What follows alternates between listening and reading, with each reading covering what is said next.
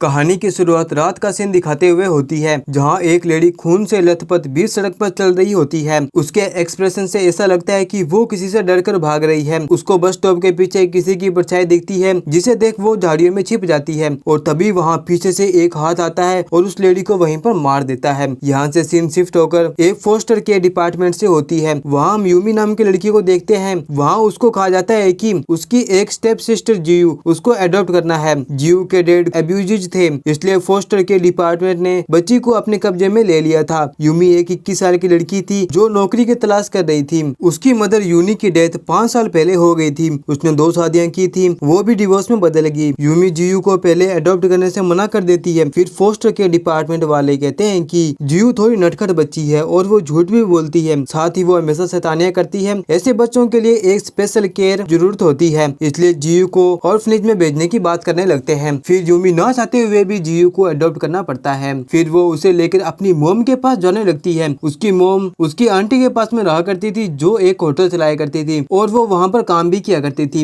जब Yumi hotel की तरफ जा रही होती है, उसे रास्ते में एक व्हाइट ड्रेस में लेडी वो करती हुई दिखाई देती है। कुछ दूर जाने के बाद वापस यूमी को वही लेडी बस स्टॉप के पास दिखती है, जिसको हमने स्टार्ट में देखा था। यूमी उसको देखते ही देखते उस लेडी की हेड कटकर नीचे गिर जाती है और अचानक वो गायब हो जाती है। यह देख यूमी कार को रोककर उस लेडी को चेक करने जाती है। उसको वहाँ पर वो लेडी नहीं दिखाई देती। उसको वो लेडी वापस झाड़ियों में दिखती है। उसे चेक करने पर वहाँ सिर्फ एक मरा हुआ रिवन बर्ड मिलता है। यूमी को कुछ समझ में नहीं आता। फिर वो अपने होटल की तरफ निकल जाती है। होटल में आंटी उन दोनों का स्वागत करती है। अब सीजनल वर्क के चलते उस होटल में सिर्फ आंटी और एक ड्रिंक वेटर रैयन रहती थी। फिर आंटी और यूमी बात करते हैं, जिसमें यूमी जियू को रखने के लिए थैंक्स बोलती है। दरअसल बचपन में यूमी यहीं पर रहा करती थी और आंटी उसकी दूसरी मोम की तरह थी। आंटी यूमी को कुछ दिन यहीं रुकने के लिए फोर्स करती है। फिर यूमी यहाँ रुकने के लिए मान जाती है। इसके बाद जियू इतने बड़े होटल में अकेली खेलने लगती है और खेलते खेलते वो 405 रूम के पास में चली आती है। वहाँ उसके पास में एक गिलास लुढ़कता हुआ आता है, मतलब यहाँ कुछ ना कुछ तो पैरानॉर्मल एक्टिविटी है। इसके बाद यूमी 405 रूम में आ जाती है, जो उसकी मोम का था। यहीं पर उसने सुसाइड किया था। बचपन में यूमी ने वहाँ कुछ टॉयज को छुपा कर रखा था, वो अभी भी वहाँ पर था। आंटी ने उस रूम को छुआ तक भी नहीं था। वो चाहती थी कि यूमी एक दिन आए और उस होटल को संभाले। इसके बाद यूमी अपने टॉय को जियू को खेलने के लिए दे देती है। फिर यूमी दूसरे रूम में अपना बैग अनपैक करती है। वो वहाँ पर 2 से 3 दिन रहकर जियू को यहाँ सेटलमेंट करने का प्लान करती है। फिर वो वापस अपनी रेगुलर लाइफ में चली जाएगी। इसके बाद नौकरी लगने के बाद वो वापस जियू को लेने आ जाएगी। इसके बाद जियू हाइड एंड सीक खेलने की जिद करने लगती है। फिर यूमी उसका मन रखने के लिए खेलने लगती है। यूमी जियू को ढूंढते ढूंढते होटल के बेसमेंट में चली जाती है और इधर जियू एक ड्रेस ट्रॉली के पीछे छुपी थी। जब वो ड्रेस उठाकर देखती है तो उसे एक लेडी के पैर दिखाई देते हैं। जब वो बाहर आकर देखती है तो उसे वहाँ एक नई वेट्रेस खड़ी मिलती है। जियू उसे देख वहाँ से भाग जाती है। वही यूमी बेसमेंट में चेक करती है, लेकिन वहाँ पर जियू नहीं मिलती। उसे वापस वही व्हाइट ड्रेस वाली लड़की दिखाई देती है। जब वो लाइट ऑन करती है तो वहाँ पर कोई नहीं होता। इसके बाद रात को सभी डिनर करते टाइम आंटी यूमी को कहती है कि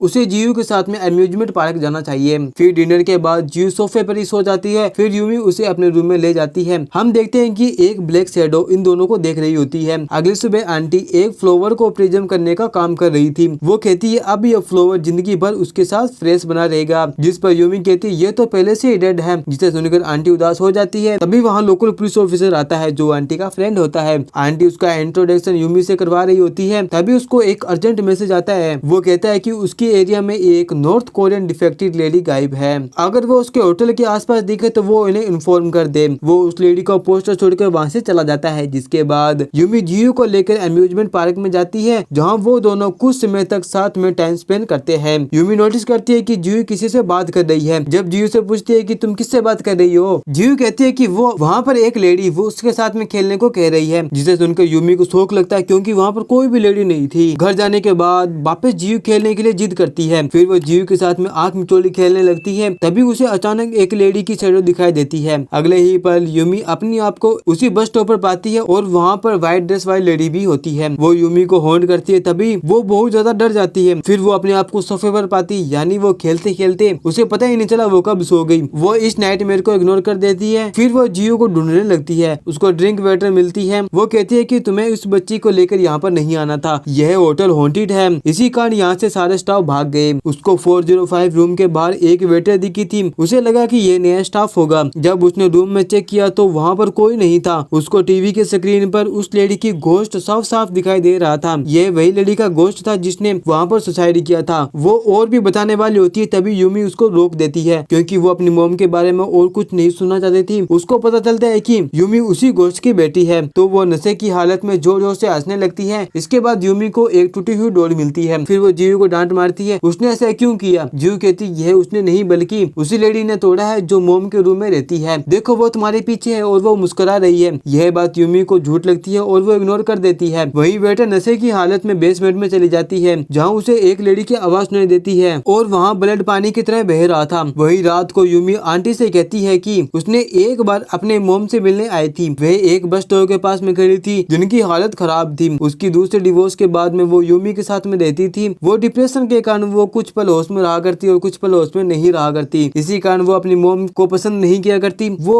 अपनी मॉम को 16 साल की उम्र में छोड़ के चलेगी, जिसके बाद उन्होंने सुसाइड कर लिया। इसके बाद यूमी होटल में जियू को लेटर लिखकर निकल जाती है। रास्ते में उसको आंटी की कॉल आती है जिसमें वो कहती है कि जियू मिसिंग है। इसके बाद यूमी वापस होटल में आ जाती है। वहाँ आंटी का दोस्त पुलिस ऑफिसर भी होता है। उसका कहना था कि उस बेटे ने ही यूमी को किडनैप किया होगा क्योंकि वो भी मिसिंग है, जिसके कारण यूमी टेंशन में आ जाती है और जियू को अम्यूजमेंट पार्क में ढूंढने लगती है जहाँ यूमी ने जियू को एक वेटर वाली ड्रेस लेडी के साथ में देखा था। उसको वहाँ जियू नहीं मिलती। टेंशन के मारे यूमी एक वन आई लड़के से टकरा जाती है। वहाँ आंटी आकर उसे शांत करती है और होटल में ले जाती है जहाँ वो उसे एक इंजेक्शन देकर सुला देती है। जब यूमी की आँख खुलती है तो उसे वही वेटर दिखाई देती है। उसने यूमी की ड्रेस पहन रखी थी। वो कहती है कि वो गलत थी, उस लेडी ने सुसाइड नहीं किया, वो सब जानती है। इतना कहकर वो अपने रूम की तरफ जाने लगती है। यूमी उसके पीछे चली जाती है। जब वो उसके रूम में पहुंचती है तो उसको शौक लगता है क्योंकि उसकी लाश लटकी हुई थी, जिसे देख यूमी पूरी तरह सहम जाती है। इसके बाद पुलिस ऑफिसर आकर उस बॉडी को ले जाने लगती है। तभी यूमी के कंधे पर कोई हाथ रखता है। उसे लगता है कि ये आंटी होगी, लेकिन आंटी तो पुलिस ऑफिसर के साथ में खड़ी थी। फिर यूमी डर जाती है, साथ ही वो पुलिस के क्वेश्चन को ठीक से आंसर नहीं कर पाती, जिस कारण पुलिस वालों को यूमी पर डाउट होने लगता है क्योंकि सुसाइड के वक्त यूमी भी वहाँ पर मौजूद थी। साथ में वो जियू को अकेला छोड़कर भी गई थी। अगले दिन पुलिस वाले यूमी को वही बात पूछते हैं जिस पर यूमी सेम बात रिपीट करती है। इसके बाद वो यूमी को बिना परमिशन टाउन छोड़ने पर पाबंदी लगा देते हैं। वापस आते वक्त उसको वही वन आई वाला लड़का दिखाई देता है जिसे वो टकराई थी। वो कहता है कि उसे भी वो बच्ची एक लड़की के साथ में दिखी थी। दरअसल वो गोश्त को देख सकता है और उससे बात भी कर सकता है। इसके बाद यूमी अपने होटल में ले जाती है जहाँ वो अपनी दूसरी आंख की पट्टी निकाल कर देखने लगता है। इस आंख के कारण वो दूसरी दुनिया के लोगों को देख सकता था। वो लड़का यूमी को बेसमेंट में ले जाता है जहाँ वो कहता है कि राइट के लिए